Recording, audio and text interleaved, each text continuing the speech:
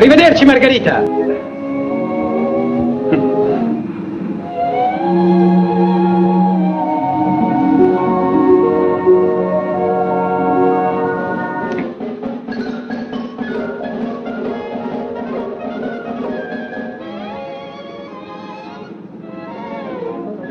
Ed ecco lì, partecipare alla maratona per i 30 anni della Casa Italiana Zerli Marimò.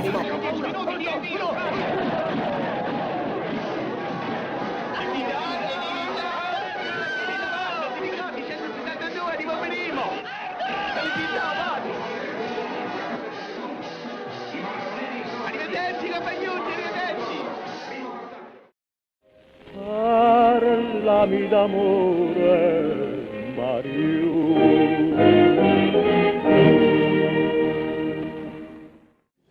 The Legend of Colapesce. It's a story of a fisherman. It's a legend. It's a real legend. Sure. Real. La gente lo chiamava Colapesce perché stava a mare come un pesce.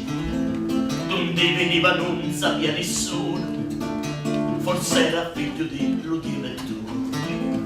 Noi giorno con la urre facci chiamare e cola di lumare curri e veni o cola lumeregna scandagliari su quali pedamento si sostiene. Con la pisci curri e va, vai e torno mai sta. Con la pisci curri e va. So Ornaghi Impressionari really look at what Casa Italiana is in the sense of a domestic space as an academic environment, and actually a place that hosts actually constant events as Casa Italiana. I mean, we're all here, hundreds of events throughout the year. So in a way, Ornaghi Impressionari create a dialogue with Casa Italiana in its complexity. Ma dopo un poco questa novità, allora ignanti con la piscina. Maestà di terri vostri stanno sopra a 3 pilastri e lo fate assai tremendo, una già si sta rompendo. O destino mio infelice, chi sventura mi predice, chi anciurre come a fare, solo tu mi puoi salvare. Con la pisci corri e va, vai e torno maestà. Con la pisci corri e va. My mantra is always stay blissful within your own heart and listen to your inspirations and stick with the people you love first above everything else. Sono passati tanti giorni, con la pisci non ritorna. The Italian abounds with works of very superior order, valuable for their matter, and still more distinguished as models of the finest taste in style and composition.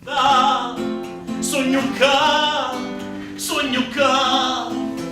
dallo fondo di mare, che non posso più tornare, voi pregati la Madonna, stai reggendo la colonna. Casa has been a place that has opened its doors both physically and intellectually to Italian-American studies, but to the greater understanding of the fact that Italian culture is not something that is created within the borders of the nation-state of Italy, but is being created throughout the diaspora.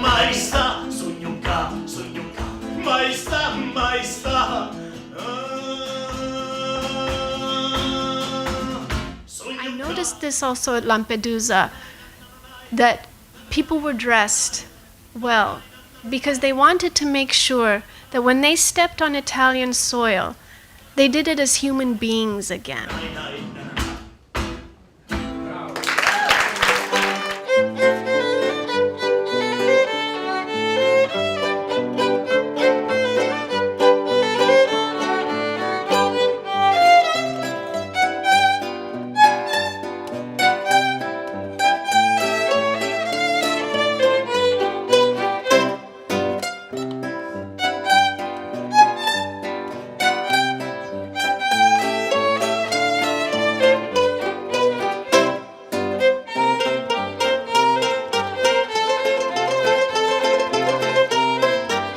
Casa Italiana has always been so welcoming to us and so generous to us, and it's become a kind of a home for all of our Italian cinema releases.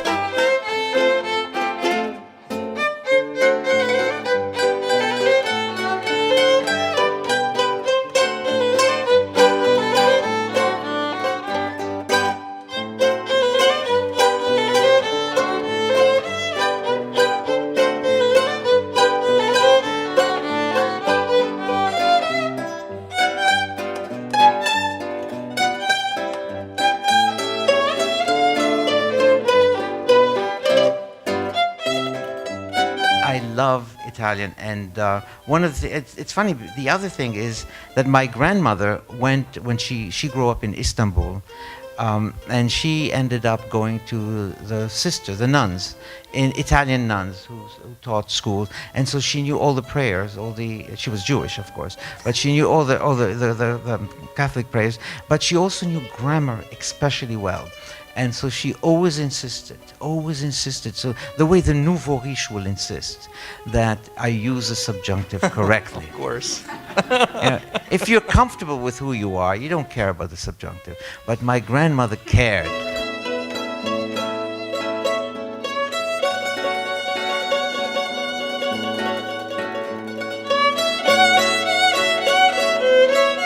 So what if it turns out there's a black countertenor in love with a Hispanic girl who's in love with the Japanese guy over there? That's what the world is. So why don't we want to see that on the stage?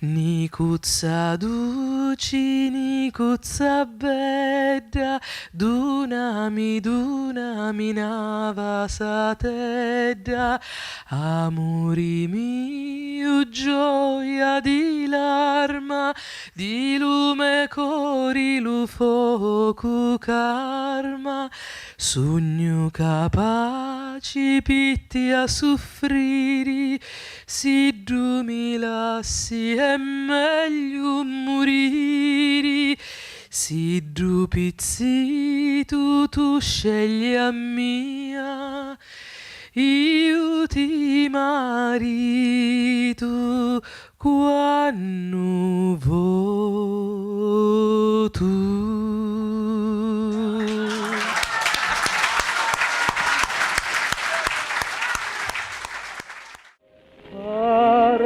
Parlami d'amore, Mario.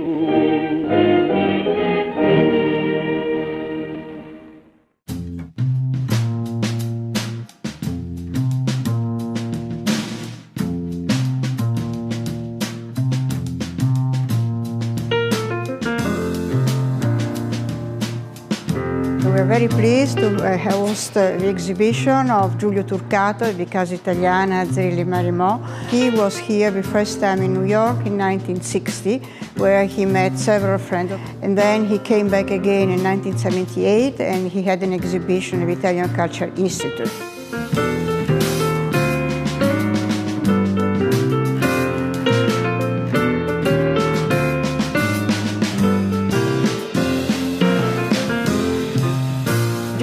Was my uncle, and so as children he was the one person who sort of would play with us more than the adults. He still had a very sort of childlike approach in a way, and I have really good memories of him.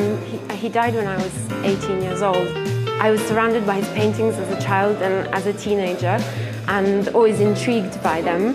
At the same time, it's not as though we spoke about it very much in the family, and so there was a kind of mystery around his figure.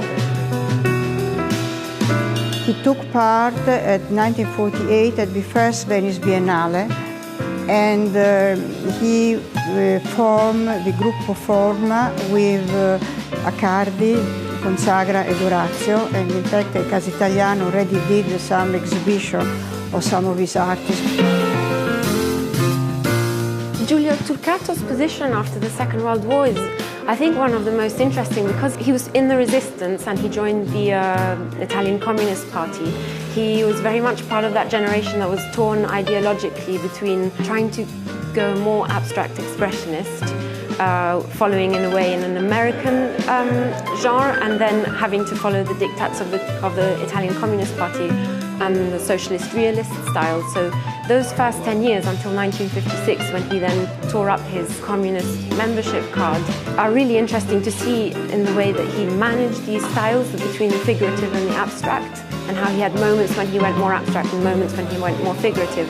Until then, in the 60s, when you have a painting like this, where he's obviously kind of lifted off into a completely abstract realm.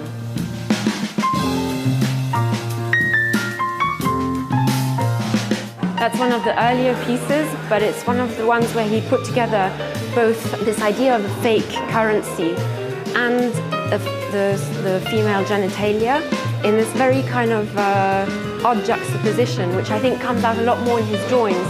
And I find that this show brings that out a lot in a way that hasn't been done before, because his drawings have never really been much of a focus for individual shows, and they have that spontaneous quality and something a lot more sort of intimate about them, which comes out in some of these more erotic kind of drawings.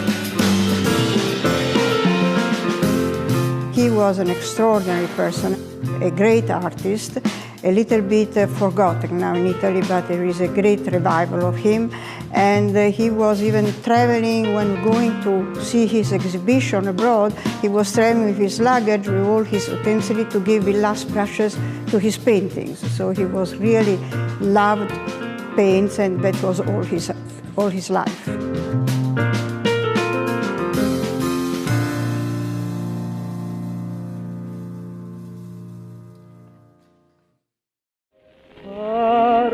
Parlami d'amore, Mario.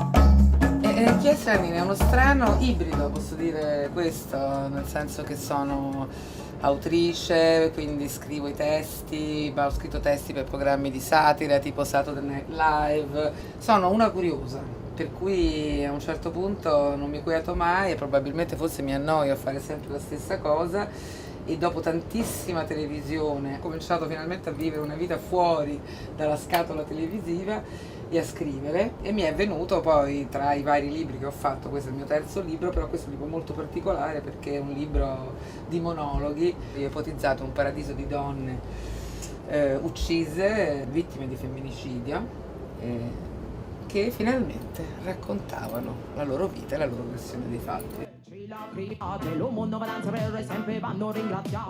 Why should I go and waste good money on some lady when they've already paid for a wife? That's what my husband said to me the night he had his way to me.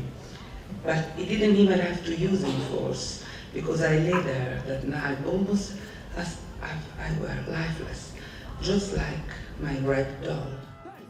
Ho usato uno stratagemma preso in prestito da Edgar Lee Master per arrivare allo stomaco, al cuore, e ho pensato che un'unità di tempo e di luogo di queste donne fosse un modo interessante per presentarne una dopo l'altra.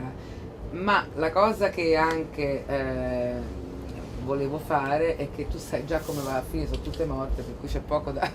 però la storia di ognuna è diversa. Tanto le vite di queste donne volevo anche dargli il calore, la luce, anche l'ironia, si ride anche, questi monologhi fanno anche ridere, che è una cosa che sembra impossibile, perché comunque la vita delle donne è molto più allegra, ironica e variegata di quella che viene dipinta negli articoli di cronaca quando fanno ammazzata al marito, che diventano come dei numeri. But the headline of the article wasn't that big. 66-year-old young woman dies from 25 stab wounds. Oops, sorry. It's the other way around. I always get that mixed up. 25 years old and 66 stab wounds.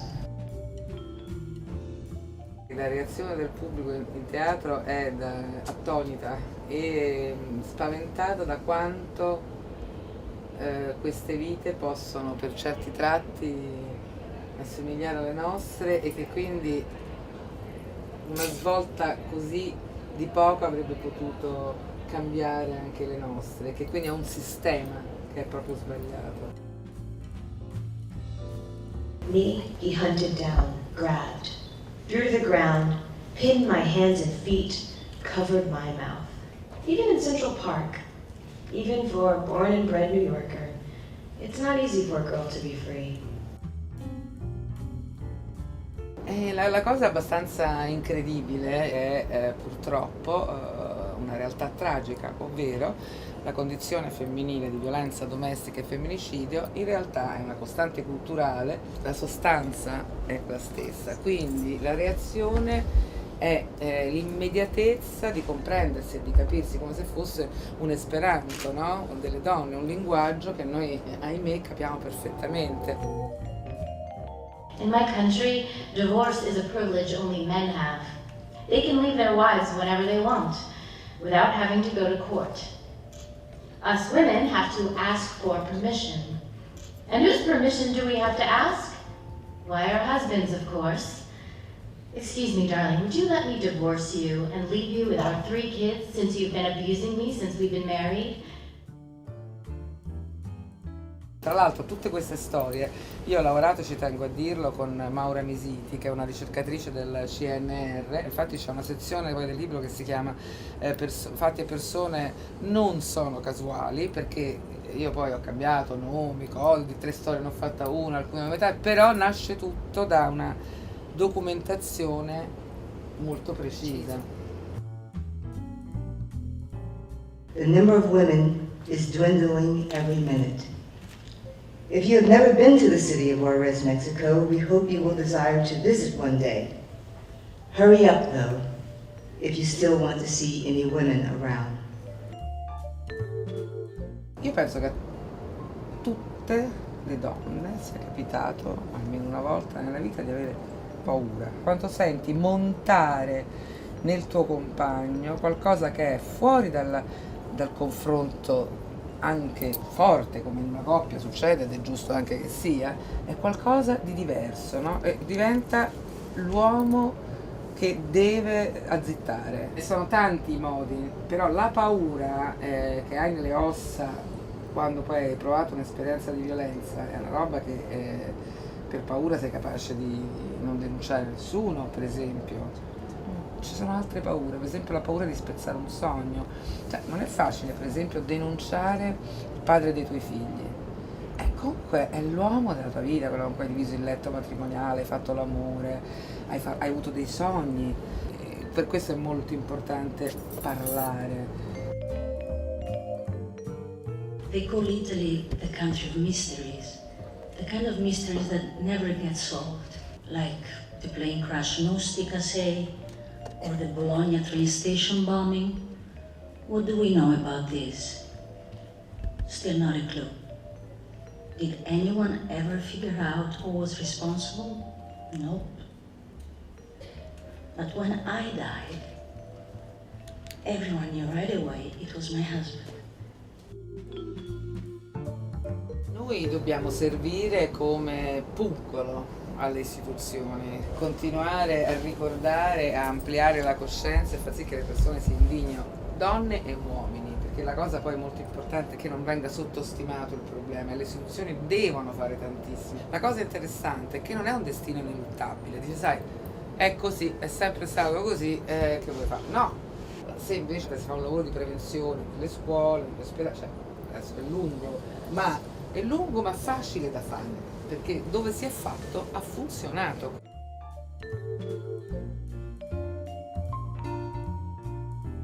They are all grown-ups. Some are even really old, with beards like my dead grandpa's. Some do it quickly, others groan and moan. Some speak languages I have never heard before, and others speak English. I learned a few words of it when I was still at school, before my family went to debt and had to give me away.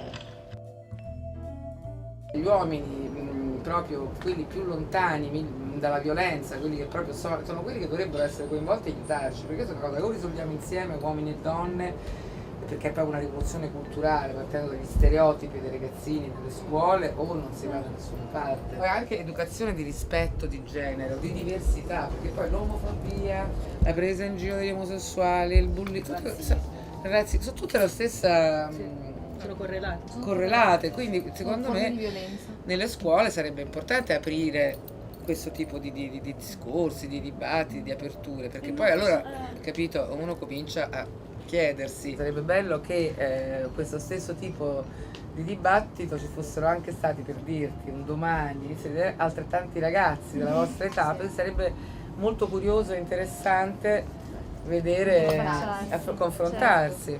Grazie.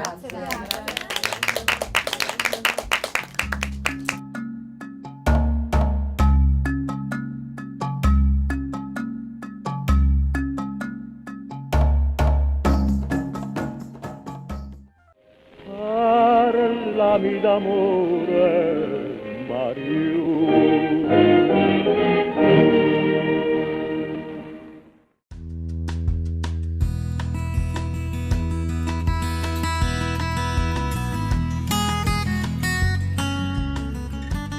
Siamo nel giardino della Casa Italiana con Giorgio Van Straten, che da luglio regge l'Istituto Italiano di Cultura di New York a Park Avenue. Ci conosciamo da tanto tempo perché nel 2000 Giorgio Van Straten vinse il premio Zerilli Marimò for Italian Fiction con il suo romanzo memoir Il mio nome a memoria. Giorgio Van Straten, nonostante questo nome non italiano, è molto italiano. Ma partiamo da lì, parliamo da dove viene questo nome. Allora, la mia famiglia è una famiglia di origine ebrea-olandese, è venuto in Italia mio nonno per motivi di lavoro, lavorava in una ditta che si occupava di assicurazioni sul trasporto delle merci, quindi lo mandarono in un porto importante che era Genova ed è lì rimasto. E in questo libro era appunto, abbiamo detto, un memoir ma raccontato come un romanzo, perché è una saga familiare che inizia dai tempi di Napoleone pressappoco e si conclude con l'Olocausto. Era una storia bellissima, mi cercò un parente e mi disse: guarda, te sei l'ultimo che si chiama Van Straten dall'inizio. L'inizio era questo, c'era l'occupazione francese dell'Olanda, arrivando Napoleone dall'emancipazione agli ebrei, che fino a quel momento erano discriminati, e gli dice: però voi dovete scegliervi un cognome, perché all'inizio dell'Ottocento, essendo un mondo molto chiuso, non aveva un cognome, non gli serviva. E quindi a quel punto a me mi è venuta voglia di ricostruire tutto questo percorso familiare da questo mio antenato, direi fino a me mi pare appunto 7 generazioni. Alcune cose si sapevano, altre non si sapevano. Io il libro l'ho fatto tutto su fonti cartacee, mentre invece poi nel frattempo è venuto fuori internet e lì ho trovato molte tracce di altri parenti. Dal 10 luglio abbiamo detto direttore dell'Istituto Italiano di Cultura e diciamo per la prima volta mi sembra che è stato nominato un manager di cultura, un dirigente di istituzioni culturali.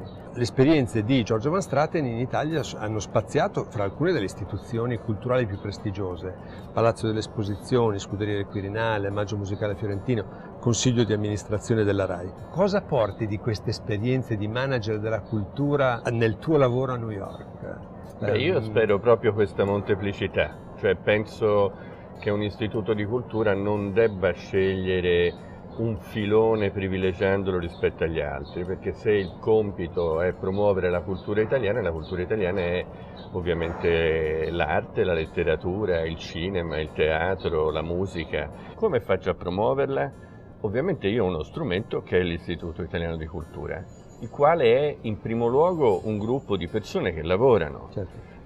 Poi è anche un luogo fisico, con moltissimi limiti, diciamo, dimensionali, di spazi, e quindi da questo punto di vista alcune cose si possono fare lì, altre cose non si possono fare lì, altre si possono anche fare lì, ma forse è meglio farle da qualche altra parte. Faccio un esempio, diciamo, per tutti, mettiamo l'arte, ok? Allora, se io sulla base di questo individuo un progetto grosso, ambizioso e bello di una mostra, io vado a parlare con chi può fare una mostra così. Vado a parlare al Metropolitan, vado a parlare a Free Collection, vado a parlare al MoMA e vedo chi può essere interessato a questa cosa, no? Qual è la cosa secondo te che non si è fatta abbastanza? C'è un settore della cultura italiana che è stato negletto o che in Italia è avanzato molto e che bisognerebbe riportare sotto i riflettori o far conoscere? Beh, io penso che soprattutto c'è una cosa che è più difficile, cioè, ed è tutta la parte della cultura che ha molto a che fare con la lingua. Perché ovviamente, come posso dire, la musica, l'arte utilizzano strumenti comunicativi che sono identici. Penso che per esempio non c'è scritto da nessuna parte che si debba sempre fare tutto in inglese. Non c'è nemmeno scritto da nessuna parte che si debba fare tutto ovviamente in italiano. Però se io chiamo un mio collega scrittore a fare una cosa all'Istituto di Cultura, a me sembra un delitto fargliela fare in inglese, anche se parla bene inglese, perché il suo strumento di lavoro è la lingua italiana.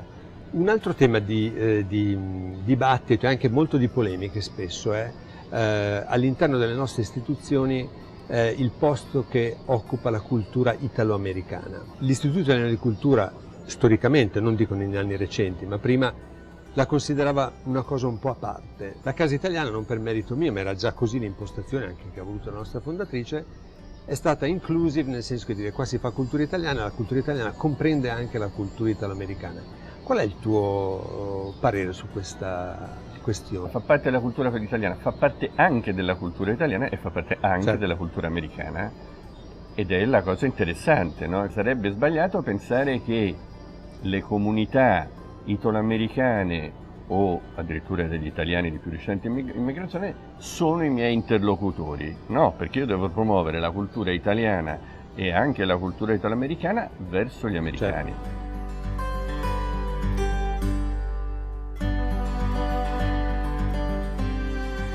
Allora, abbiamo detto che sarebbe stata una conversazione, poi alla fine mi rendo conto di averti fatto un po' il terzo grado. E allora per le pari opportunità ti do la possibilità di fare a me una domanda. Se tu mi dovessi dare, e penso tu ci abbia tutte le condizioni per farlo, un consiglio, dato che, voglio dire, conosci questa città infinitamente meglio di me, che cosa mi suggeriresti? Su moltissime cose mi sembra che vediamo proprio in maniera molto simile. Quello che io sto cercando adesso ultimamente di pormi come obiettivo, e che magari potrebbe essere un obiettivo comune, è quello di approfittare di questa grande apertura di credito che abbiamo, di questa grande simpatia che c'è per la nostra cultura, ma per cercare di spingere più in là rispetto a quello che gli americani già conoscono dell'Italia.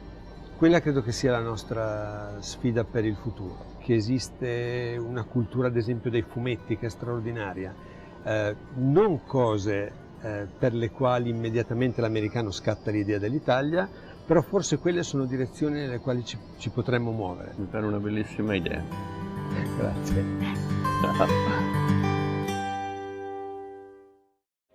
Parlami d'amore, Mario.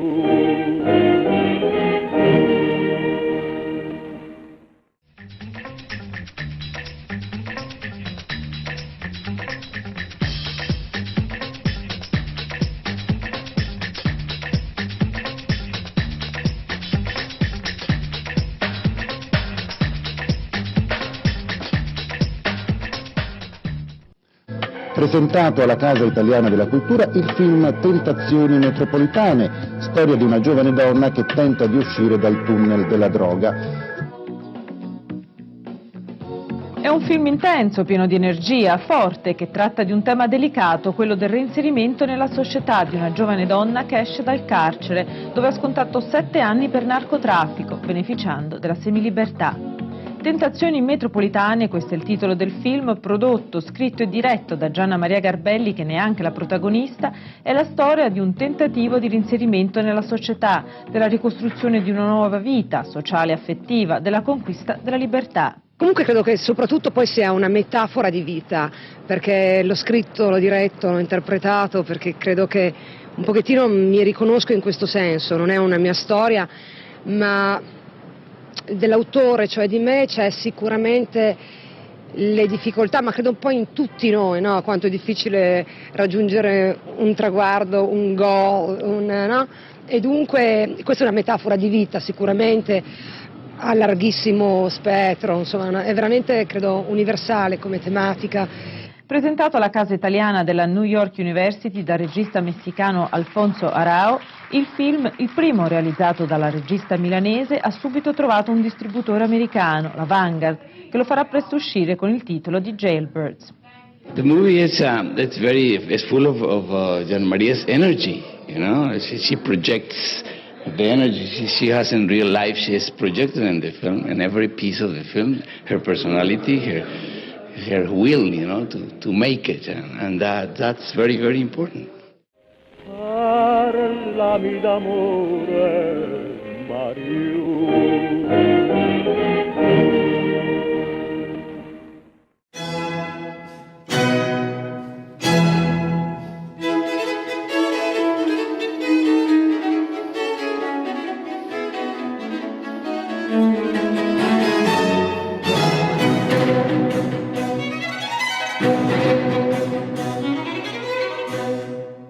L'idea della mostra è venuta perché l'argomento è molto probabilmente stato poco considerato dalla storiografia ufficiale. L'argomento è quello delle ville pseudo-fortificate situate nell'Italia settentrionale nel XVI secolo. È molto interessante l'argomento in quanto ognuna di queste ville è realizzata da autori che sono sempre stati considerati come minori, tra virgolette, quindi non sono opere di Raffaello, Michelangelo o autori importanti. E soprattutto è molto interessante l'argomento in quanto nessuno ha mai capito come mai esistessero delle ville fortificate in un territorio come quello del nord Italia, costruite tutte in maniera quasi differente.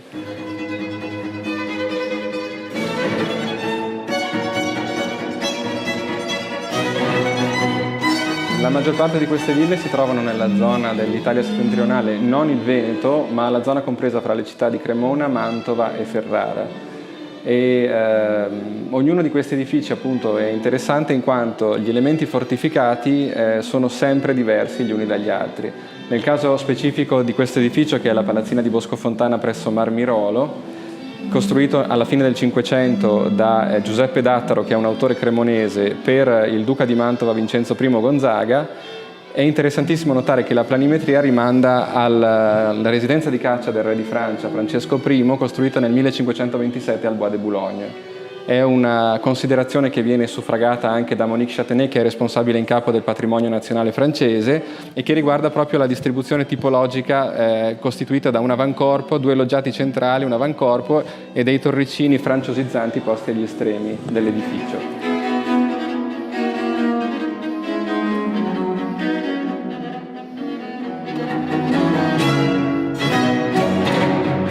Queste ville hanno in comune una interessantissima caratteristica, che è quella di derivare da trattati che non sono mai stati pubblicati, quindi da copie di disegni magari come nel caso che stiamo guardando, cioè la villa di Castellidone è costruita per Ludovico Schizzi, un uomo al servizio di Vincenzo I Gonzaga, vicina alla villa di Marmirolo vista precedentemente.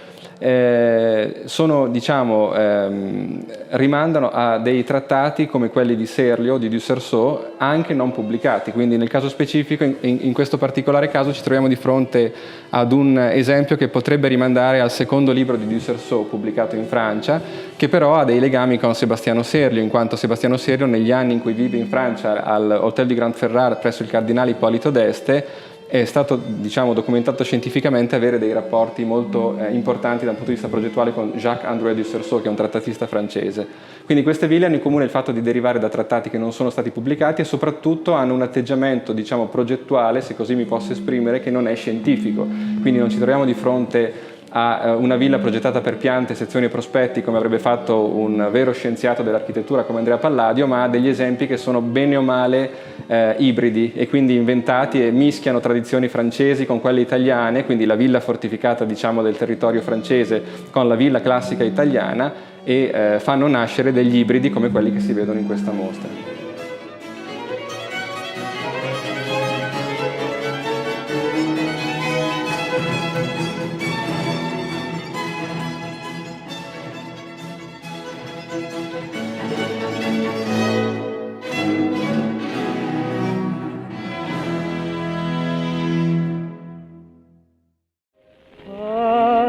Parlami d'amore,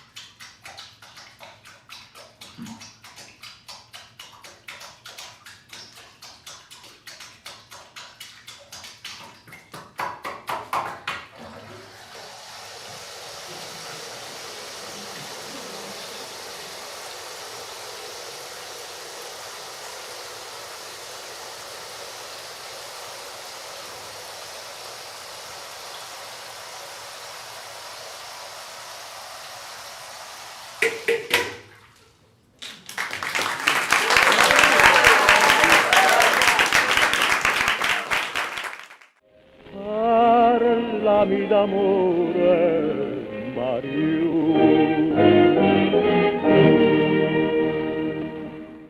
Treacherous and cruel, oh impure and undeserving nymph.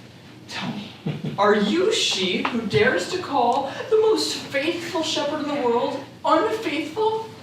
You are that unchaste nymph who, in order to follow Diana, scorns all men. Yet the immoral desires that you are hiding beneath that cloak of honesty shall be revealed, despite your attempts. Tell me, is this why you flee from me? In order to pursue others? Am I disloyal? Am I called a traitor? Without love? Without faith? Oh, highest Jove, why do you hold back your burning arrows? Avenge this great deception and this fraud! Oh, such sweet opening lines. Oh, what a gentle lover, I must say. This isn't what I expected. Nor did I think I should need to speak to you in such a manner, traitress. And yet I must, against my will. Are you mad, Philomene? What manner of speaking is this? Speak in a way I may also understand. You feign not to understand, but you know most certainly. Tell me, did my own eyes not just see you clasp your new lover to your breast? What does it matter to you? Or what should it matter? What should it matter to me? To see another man possess my sweet reward? To see, in the hands of another, what by right should be mine? To see that she who is pitiless towards me, giving me only death, gives life to others. You ask why this matters? Yes, I do ask. What reward are you speaking of that you see in others' possession and that should be yours? What life and what death are you jabbering on about? You are that sweet reward that befits my long service. You, by the law of love, have already been mine for a long time, and you slay me when, robbing me, you give yourself to others. If I had looked for or gratefully acknowledged your devotion, you would be right to ask for this reward. But I flee from it and I despise it. Serve another nymph, anyone who pleases you. As for life or death, I do not know what you mean by all this. I know that I do not desire nor wish for your death, nor do I care a fig for your life. Oh, I know that all too well. Even if there was once a time when it seemed to mean something to you. If there was once a time, and I shall not deny it, when you were dear to me, it is also true that you gave me good reason to convert my love into hatred. Oh, cruel one, what reason can you possibly give? Other than you turned your heart to a new love. You were ashamed to reveal it, as it would also reveal the ugly fault of your infidelity. You know quite well that I hate you. You also know quite well that if I loved you once, it's because you deserved it then. No less discourteous than unfaithful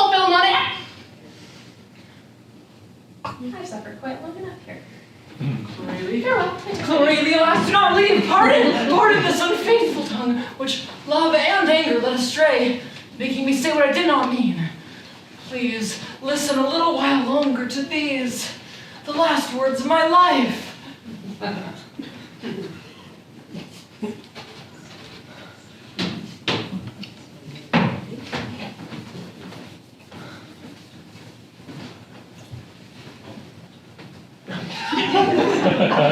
Here I am, then. Get on with it. Charming nymph, lift the beauteous beams of your eyes and behold once more in this strained and deathly visage my heart portrayed in all its torments.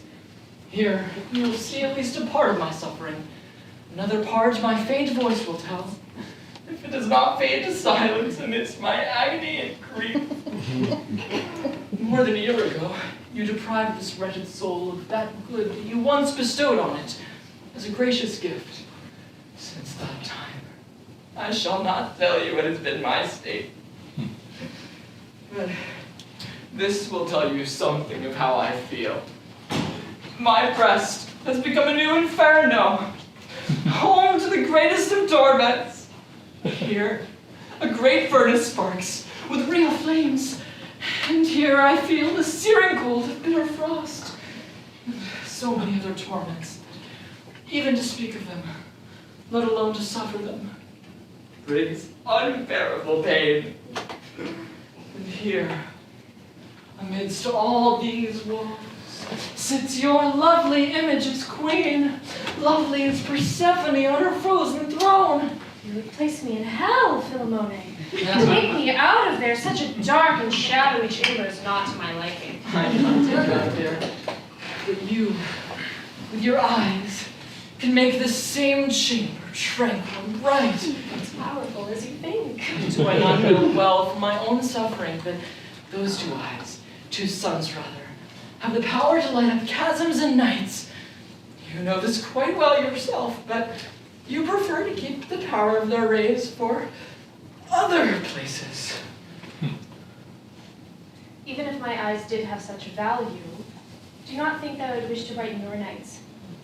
Rather, if I ever see you, I will keep them closed or turn them elsewhere. You mean to deprive me of those two lovely rays which can brighten my deep shade gloom, leaving me to live on in eternal horror and grief. Then I will close them, never to open them again. Do not think your speeches will change my mind and desire.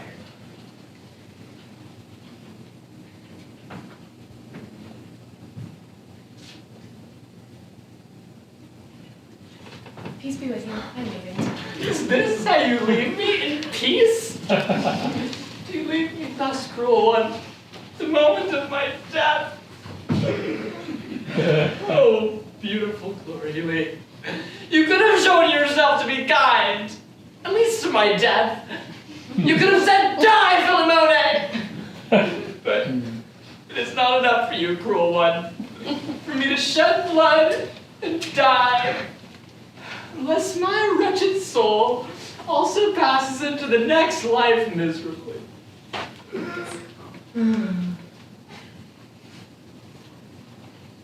But you will not fully enjoy my death, which you showed yourself to have so longed for.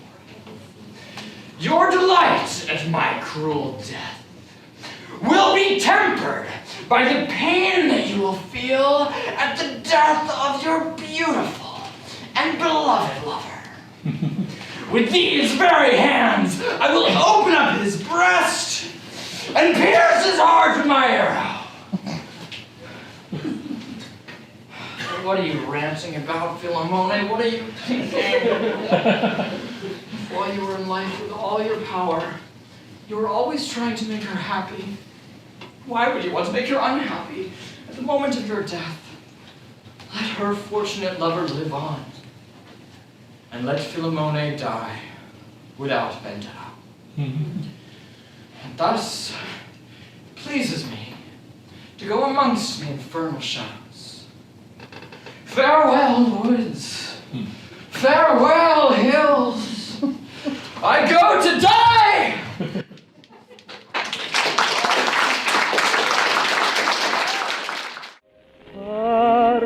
chiami d'amore Mario.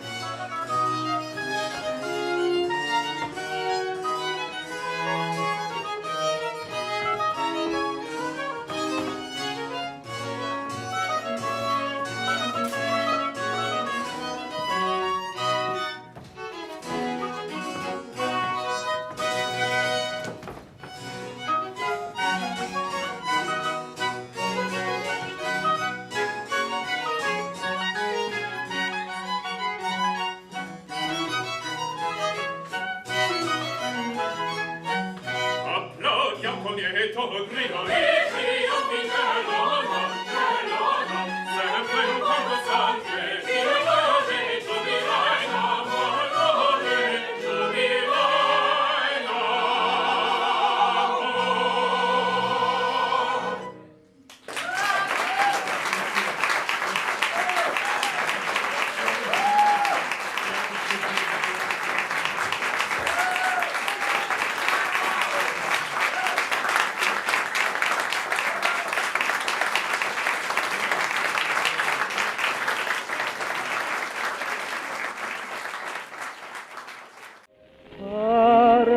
chiami d'amore Mario.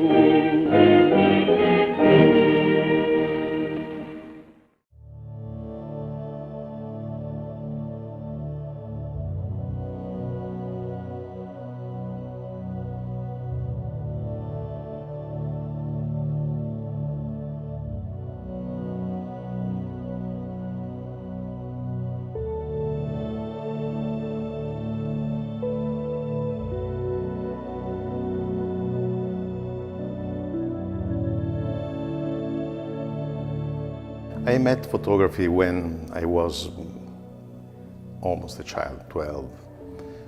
During my first travel to Rome, my mom gave me a Kodak Instamatic. It's an automatic camera, very easy to use. And I arrived in Rome in 1970 with my mom, and I took a lot of photos with my small camera, with my Kodak. And it's what I understood that is a very important meeting for my life. It's the new form of expression for my thought, for my soul, I think. During the 80s, I started to work as a journalist, but I continued to take photos, to work with my camera, an analogic camera in this period. I remember an Nikon, and in the half of the 80s, I worked for an American agency on photojournalism, and I saw photos and text and articles for the photos. It's a very good experience for my young age of journalism. I am also a novelist. I write novels about mafia, Sicily, thriller. And I think that photos are the continuing of the writing. Is another form of description of fantasy and reality. The use that I do usually of my camera, I think is a narrative use. I want to describe a story, to report a story for my readers or for the visitors of the exhibition. And when I look at landscape, I try to understand what is happening in that moment, in that place. You can find my photos, I think, instants of emotion. Everything for me is action in a picture. And I think the perception of the reality that I have as writer or as photographer, I think it's the same. I want to be the singer of people's story. And landscapes are the background of every story.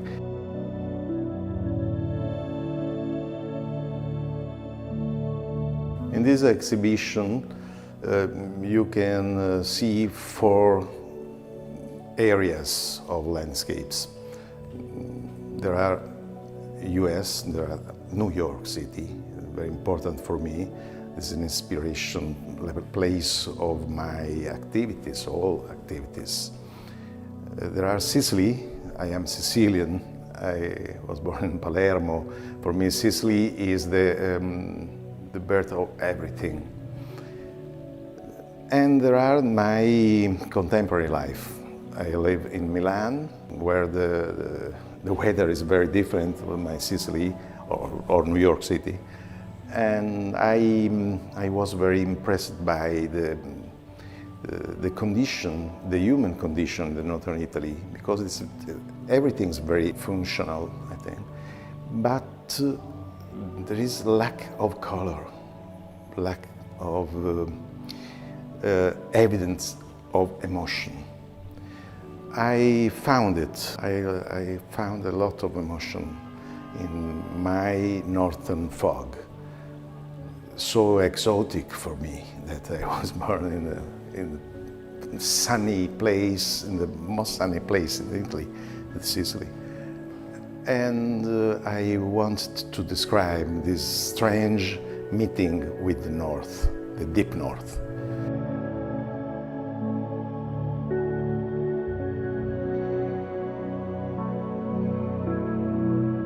The fourth place that you can find in this exhibition is Singapore. Singapore is a recent meeting for me, very impressive, because Singapore is a town very modern and very rich, in a place no rich and no modern in the area of the world. And I felt a lot of sensation during my stay in Singapore. In my photos, usually, there are not people, lack of people, but full of stories, I think, I hope. When I saw a landscape, the perception is a mix of private sensation and stories of someone. I try to tell the stories, because I think that photos must have a narrative role, always. Inside the contemporary art, because it's a form of narration of reality.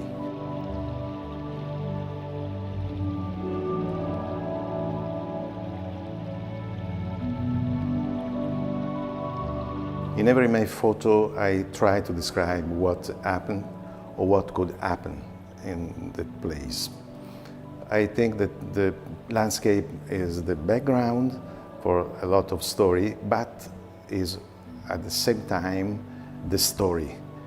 I try to realize this picture, the story in landscape.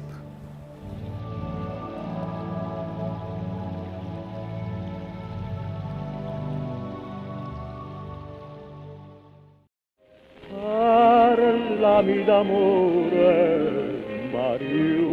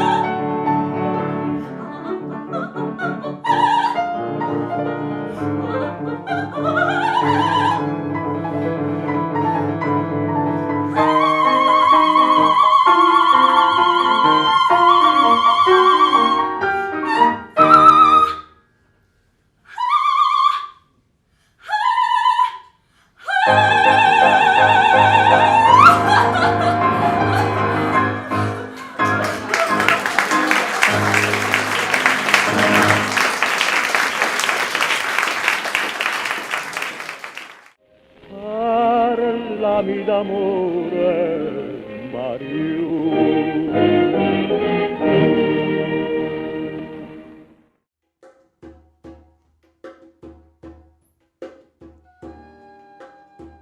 We'll introduce our artists and we'll get things started more or less. Take it as a jam session. Artists will go up, say things if they have to say things, play music, sing if they have to do that. It's going to be a very free, informal environment.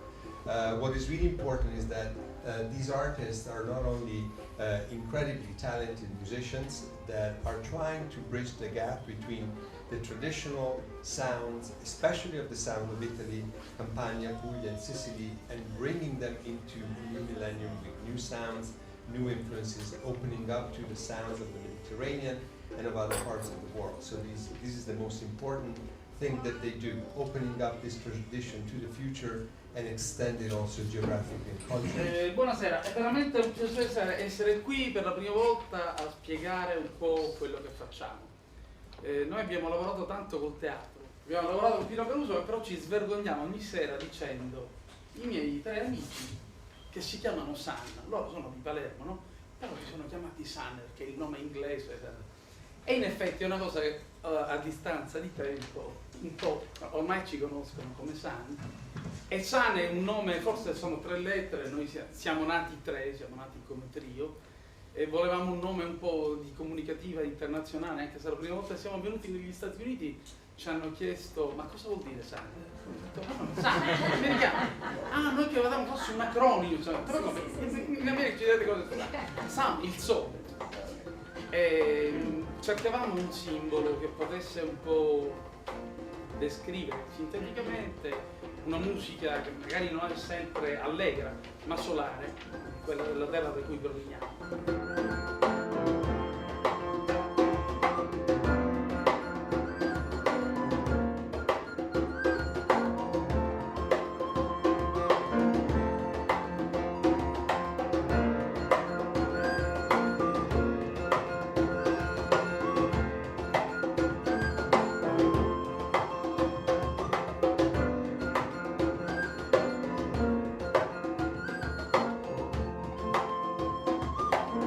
Peppe l'ultimo ammazzato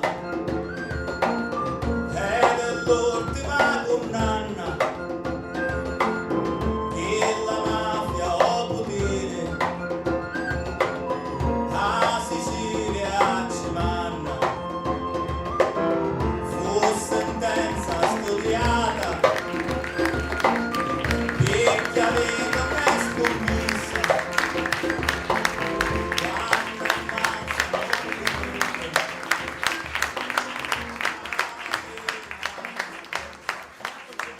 La cultura del tarantismo è legata a doppio filo alla trance.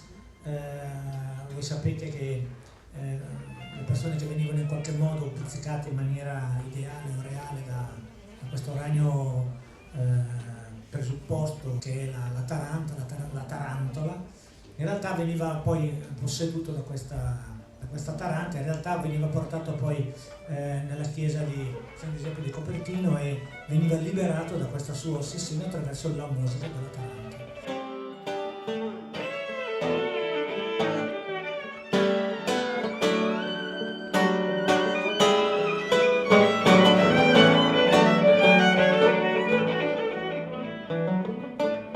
Sono arrivato qui a New York, diciamo, attratto da tutt'altro genere musicale, in particolare da questo ambiente di musicisti che qui a New York trovano un linguaggio comune, pur provenendo da esperienze diversissime. Appunto, io, diciamo, come formazione, come background più solido sono, diciamo così, un musicista classico che ha fatto il conservatorio, che tra l'altro ci insegna pure a Palermo. Però appunto in questo ambiente ho potuto incontrare musicisti provenienti dal rock, dal jazz, dall'avanguardia, dal teatro musicale, di tutto. La cifra comune che accomuna questi musicisti è un linguaggio basato su una sorta di improvvisazione libera, da riferimenti a schemi particolari come può essere, non so, il jazz o il rock più nello specifico. Questa cifra comune rende possibile la comunicazione fra universi diversi in maniera molto, molto spontanea.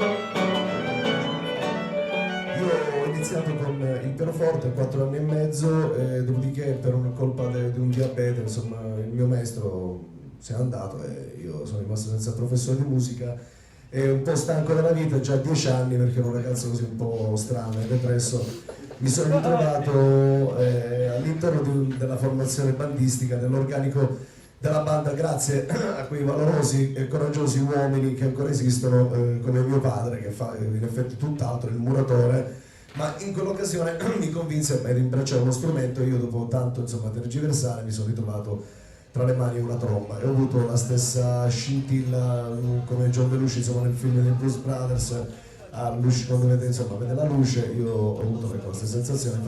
Il punto d'arrivo, diciamo, della mia esperienza, della mia avventura, nonostante aver fatto, diciamo, quasi l'escort per moltissimi musicisti in Italia, ho registrato circa 420 dischi, faccio prima a dirvi con chi non ho suonato, tipo a Picella, non ho mai fatto neppure lui. E non ho mai suonato forse neanche con Venditti, però con tutti gli altri, insomma, mi è capitato spesse volte, da Baglioni al grande Fossati, non lo so, sono con De André, però in effetti l'ho intravisto una volta al concerto di Fossati, per me è stata abbastanza, perché un grande maestro, mi bastava anche sfiorarlo come Fabrizio.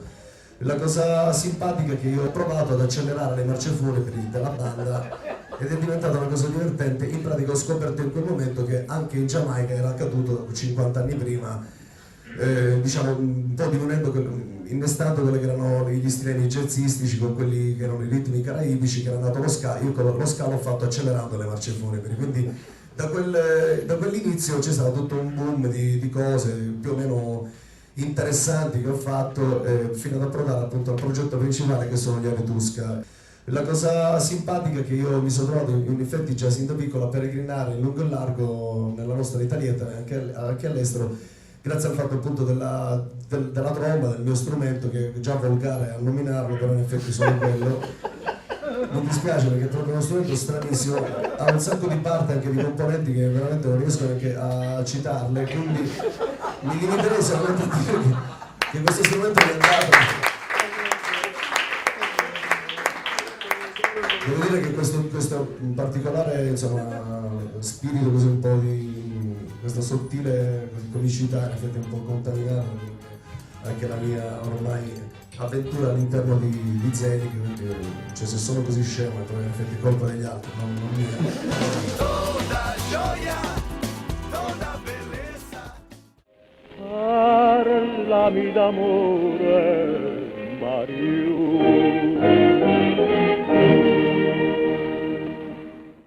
This book is an example.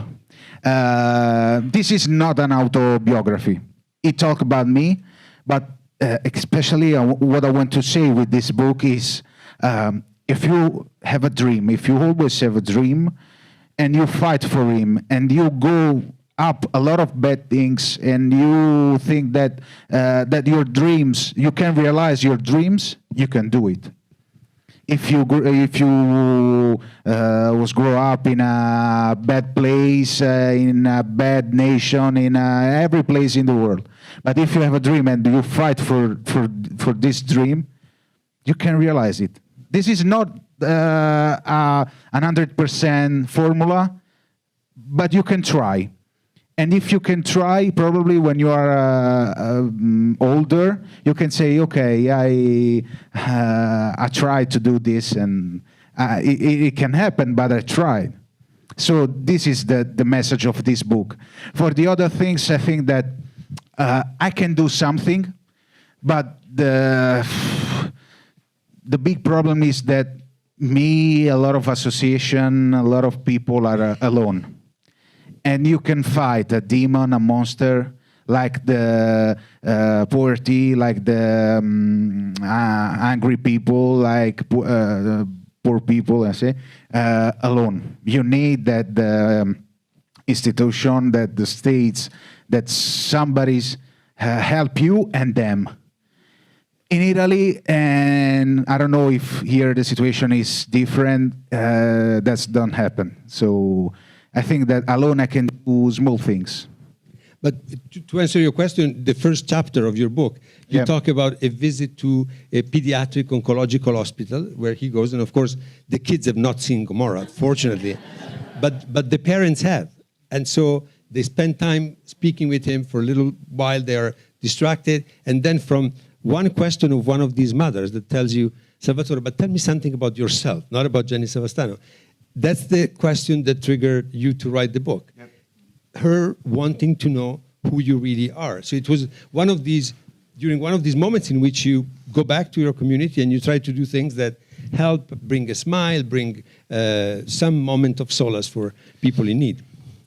Yeah, because I have to confess that I don't love to do these things. You know, a lot of hospitals, a lot of association needs me and calls me to go to the hospital when there's a lot of child in a situation, an horrible situation. Believe me, it's an hard work for me. And you say, okay, but you don't have the illness. Yeah, you don't. You are safe. Yeah, but when you go in that place and saw this child small. It's hard, really. Believe me.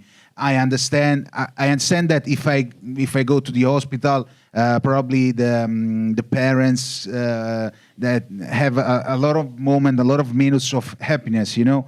But it's really hard for me because I can do nothing, and this is the best, the worst thing that happened in a life, I think.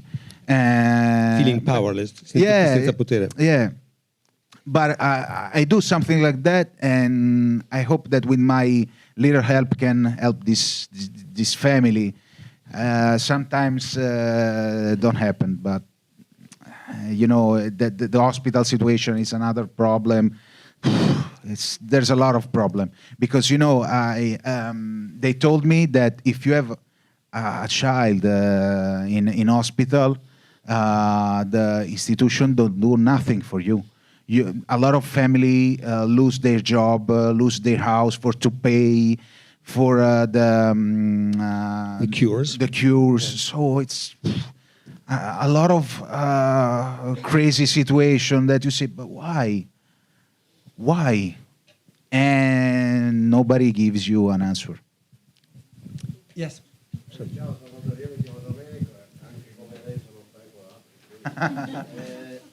curioso a sapere come la tua una giornata tipica, come ti prepari per fare queste scene, come ti prepari mentalmente a fare la parte di un boss, o magari capita ogni tanto che ammazzo qualcuno?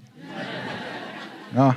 Che ti trasporti mentalmente, o magari ti senti male che hai fatto una sceneggiata che ti sei sentito molto emozionato, triste. Ripeto la domanda. Domenico chiede a Salvatore come si prepara a girare le scene, quelle soprattutto più dure, e se qualche volta gli è capitato, dopo averla girata, le scene più difficili, più di impatto, di sentirsi male o triste.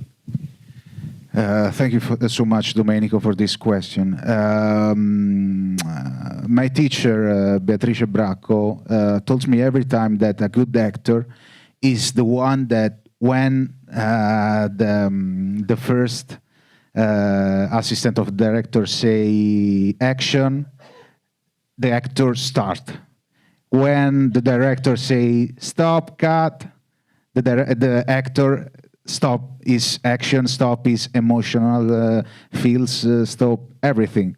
Because when I work on a script or on a scene in particular, I try to separate myself to Jenny, for example, in this case, because it's two different person. Jenny think in a way, Salvatore think in another way.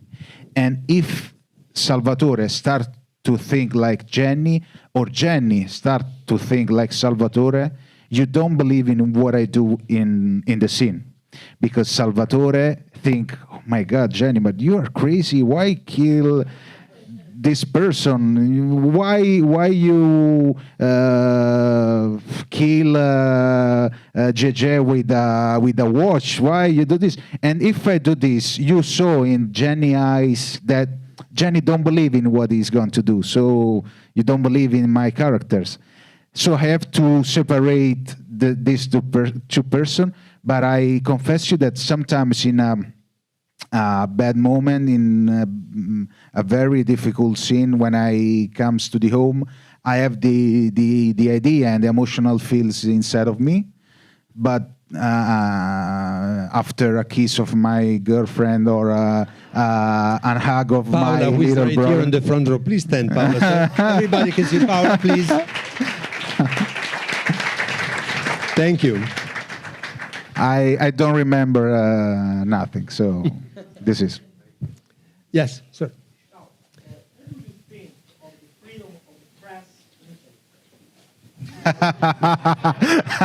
Appena. The question is on the freedom of the press in Italy. Piccole. And?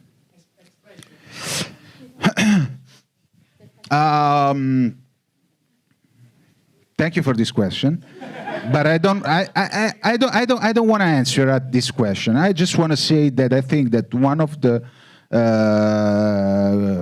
greatest problems of our nation, Italy, and I don't think just Italy, I think USA too, is that the politician and the journalists don't do well their job.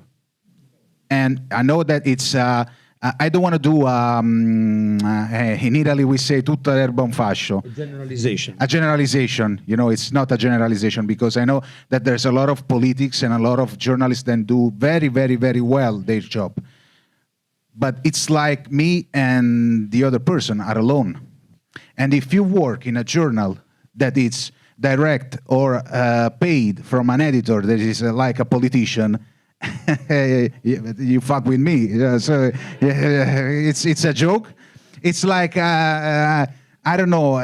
The president of a soccer team of Naples is supporter of Juventus. It's che cazzo?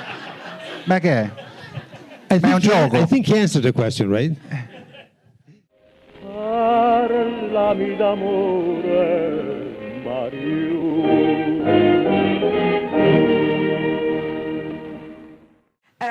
You play a very important role in promoting black celebrities. Yes. So that you put also on the cover, you discussed that with La Mrs. Winter to have them. So we have a little selection. Oprah. Can you make a comment on? Oh yes, Oprah. Anna called Oprah and said, "Oprah, you've got to lose a few pounds," and she did. And she must have lost 30. I know. You are a very good friend of her. I mean. Oh wow, there I am in my white tie, but I'm not wearing that one. That was done by Mr. Armani. Okay. But I did have to get a new one. I love that. Look how thin and elegant I was at Oprah's Legends Ball. Was it the Legends Ball? Yes. Probably so. Something she gave in Santa Barbara somewhere. But you did such great research. Oh, thank you. When you we both look thinner. When you Yes. You know, when you're black, you have to eat. You've brought up, and the wealth in your family is food.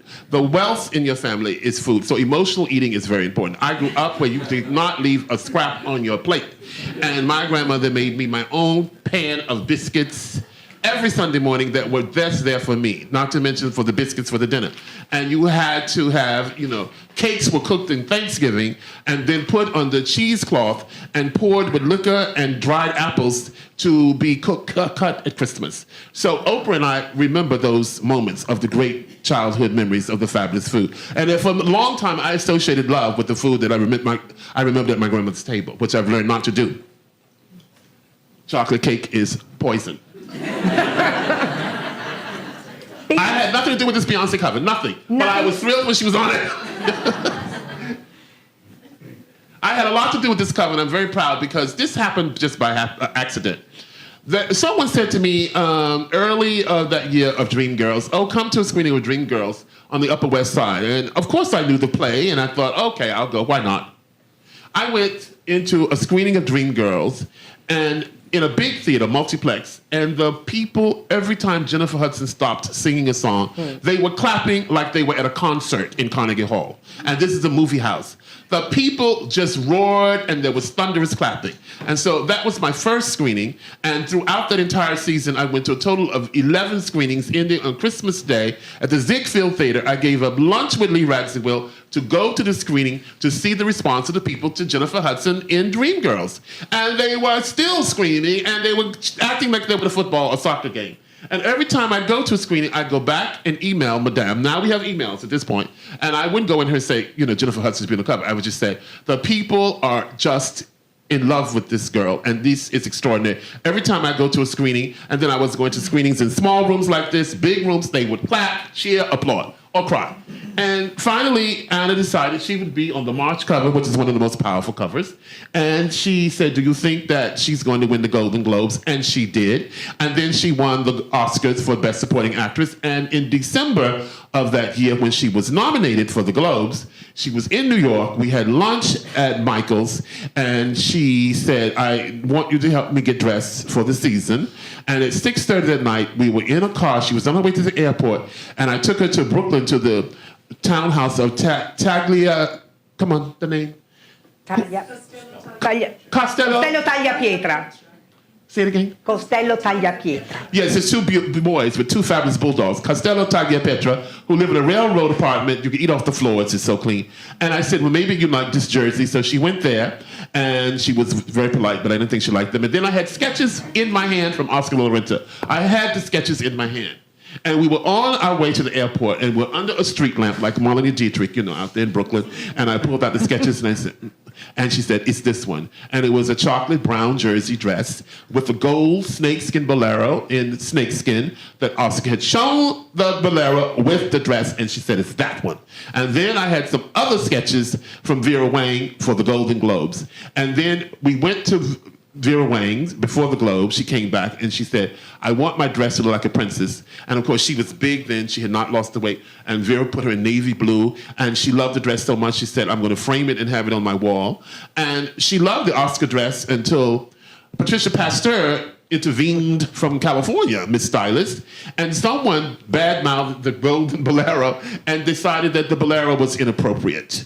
So she did go down the red carpet with the bolero on, but when she got up to get the award on stage, she did not have the bolero on anymore, which I totally understand. I was in the audience. It was hot. It was in line, and she probably was perspiring in it.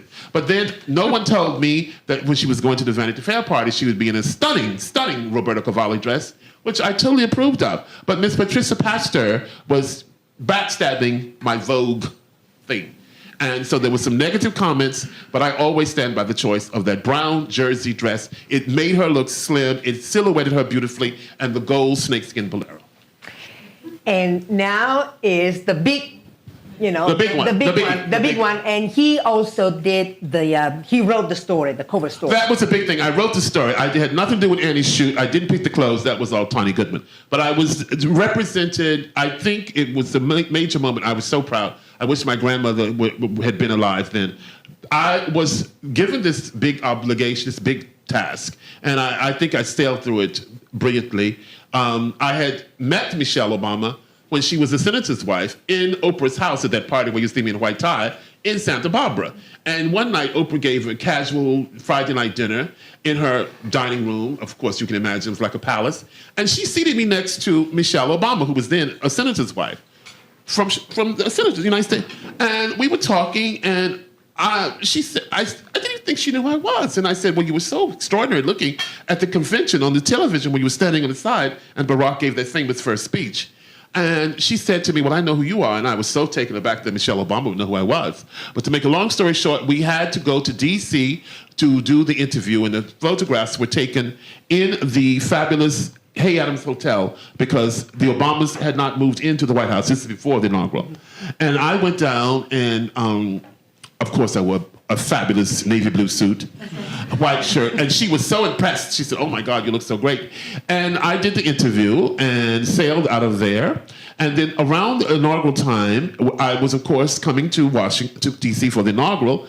Didn't know where my seats were because I had not been invited by the White House, but I knew we were going to the inaugural, and I was going to the inaugural with Dion von Furstenberg, whom I've known for 35, 40 years. And I called Dion on the phone, and I said, take out every single fur, every diamond bracelet, every dress you ever thought that you would possibly want to wear to the inaugural, and I will do the same. I'll pull out every fur, every sable, anything.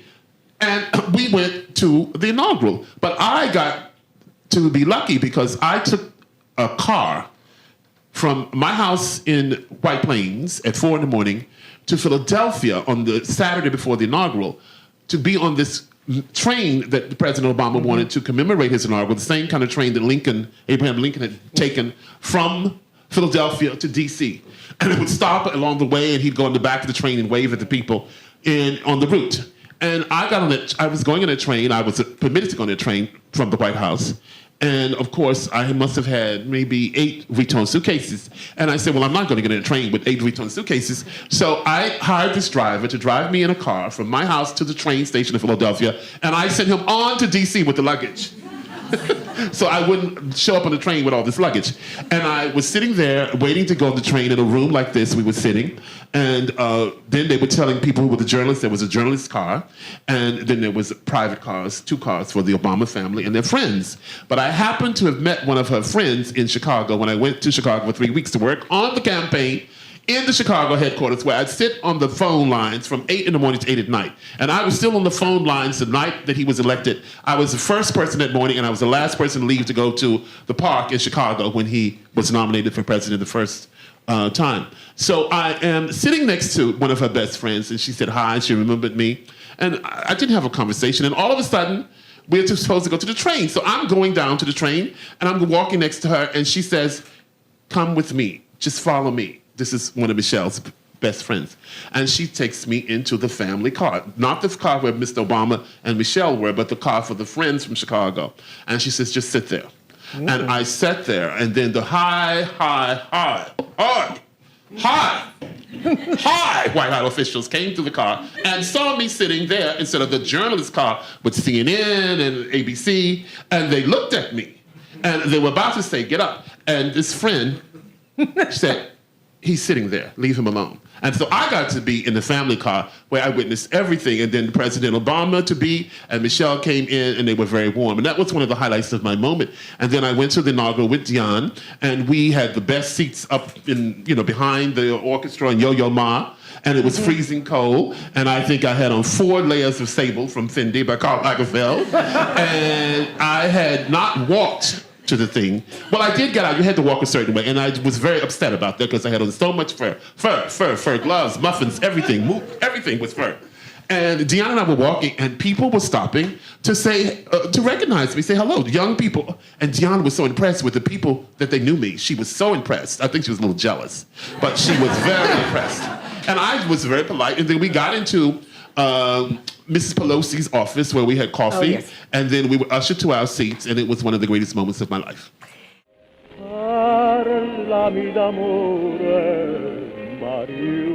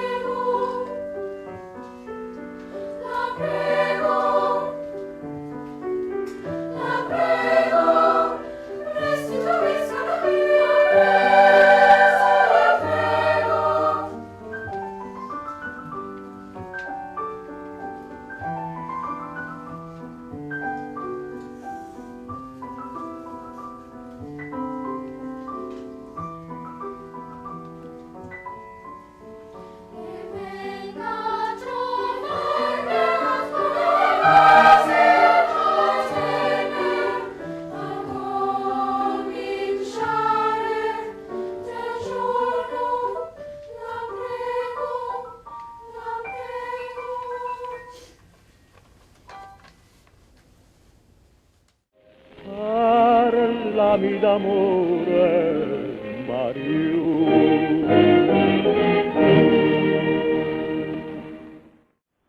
Ladies and gentlemen, it is a great honor to be with you tonight and to discuss my new book. This is one of the things that I love to do most, and it gives me great pleasure that I can share it with all of you.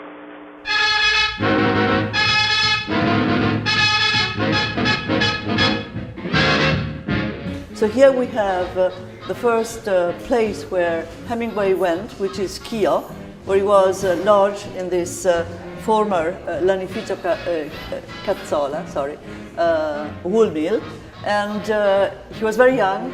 Remember that? He was 18, and after waiting around and being bored at Schio and in the area, he finally got near the front, and he was wounded when he was 18, very, very young. Hemingway con il Veneto ha un rapporto precoce, intenso e prolungato. Dopo la Prima Guerra Mondiale torna nel 1923 e scopre Cortina, e la scopre anzitempo, quando non era conosciuta dalle grandi masse. A Cortina scrive un racconto importantissimo che è Fuori stagione. Ritornerà poi nel 1948 e andrà ancora a Cortina, dove conoscerà la nobiltà veneta. It was only in 1948 that he came to Venice, and he fell in love with the city like everybody else. He went duck hunting in Carle, he went to Torcello to write, and from this period, which was 48 and the 50s, the early 50s, his other book on Venice came out, not on the Veneto but on Venice, that is Across the River into the Trees, 1950. Which is the first novel where you have wonderful descriptions of the Valli di Carle, the hunting in the botte, in the marshes, in the lagoons of Carle and of Venice. Nel 1954 Hemingway, ferito in seguito al doppio incidente aereo in Africa, torna a Venezia e dirà ai giornalisti che lo attendono sulla banchina del porto: sono tornato a Venezia per curarmi con gli scampi e il Valpolicella. I thank you, ladies and gentlemen, for your patience.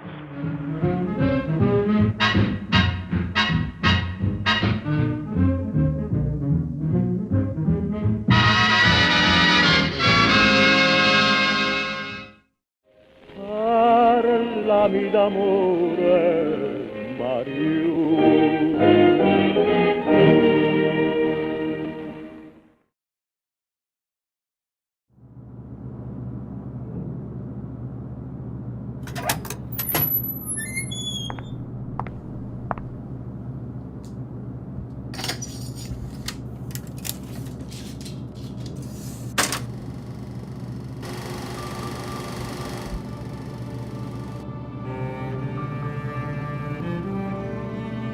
New York, the Village, Washington Square, McDougal Street. Oh, Bleecker Street. It used to be full of Italians. West 12th Street. Hey, there I am, number 24. That's me. I've been here all my life. Since 1851, I've seen this neighborhood go through impressive changes. I witnessed its decay and resurgence. I saw the Italians, the Bohemians, the middle class. And while the world changed around me, I stood still.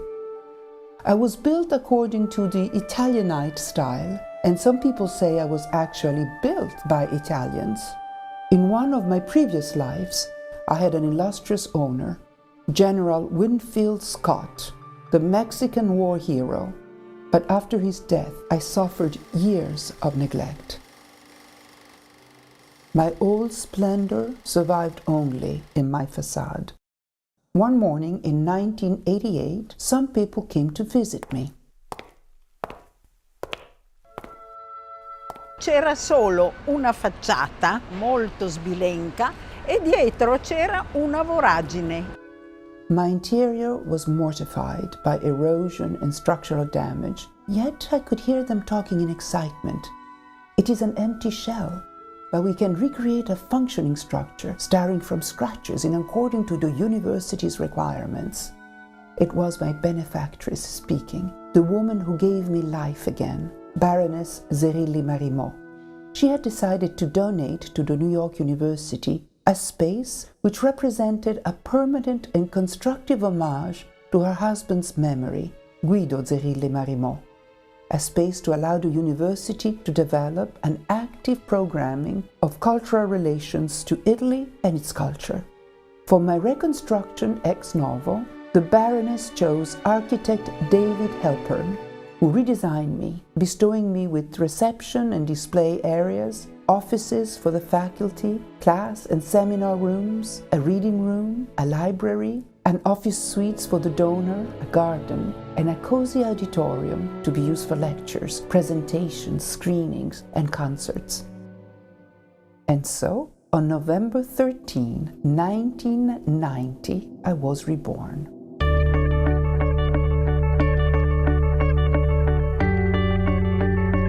Our challenge for the future, we believe, is to continue to provide the service that we have given so far, keeping our doors open, to continue to remain a place of dialogue, of cultural interchange between Italy, Europe and the US. 20 anni vuol dire un enorme numero, perché quando calcoliamo che noi abbiamo qui circa 90 eventi all'anno, e 90 eventi vuol dire aperture di mostre, screenings di film, tavole rotonde, presentazioni di libri, recite, abbiamo avuto Gassman, abbiamo avuto Strehler, abbiamo avuto politici di tutti i bordi, perché qui è l'Italia e quindi essendo l'Italia, chi viene dall'Italia è accolto da noi sempre a braccia aperte.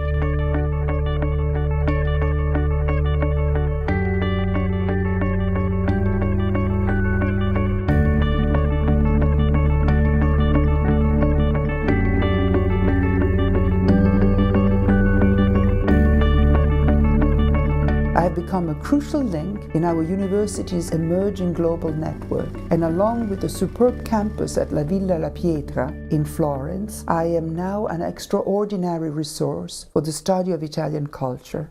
My objective is not to sell a product, but rather to promote a dialogue that would be difficult to imagine in other circumstances.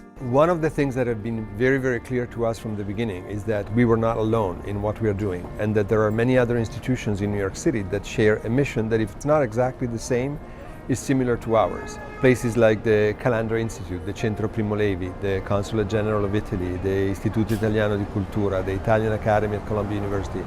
We were very aware that we are a part of a bigger team, and we have invested a lot in creating an even greater sense of community and of co-responsibility. We share in the same mission. We want to continue together with our friends and colleagues in these other institutions as we have done so far. Certainly the friends of Casa Italiana are among the best, and it's for me really a great privilege to have the opportunity to work with this group. Although NYU's Department of Italian Studies is part of the university, it resides in me, and our privileged relationship leads to many combined events of high academic interest. Today, it is recognized as the leading Italian program in the United States for the size and the quality of its faculty. Casa Italiana serves people of every age. In the morning and in the afternoon, we are especially open for our undergraduate and graduate students at New York University that come here to study the Italian language, the culture, the literature, the history, cinema, the visual arts of our country. I love the Casa Italiana because at NYU especially, you never get the opportunity to have a community. It's a great place to just come. It's a beautiful building, a real casa in that it's a home for students while you're at school to sort of come and just casually learn and take part in what's going on in New York that has to do with Italian culture. My wish is to remain a portal between New York and Italy. I want everyone, students, professors, artists, intellectuals, citizens, Italians, Americans, Italian Americans, men and women of all heritage, to find in me an open space for the art, culture, and dialogue. I am sure that I will not be alone and that I will be accompanied by the sincere affection, the deep esteem, the intelligent counsel, and the generous support of all of those who continue to believe that Italy and its culture are a precious legacy to be shared with the whole world. E l'augurio è che ci ritroviamo fra 10 anni e che quindi sarà trentenne e che poi continui anche al di là di noi stessi. My name is Casa Italiana Zerilli Marimò, and I am 20 years old.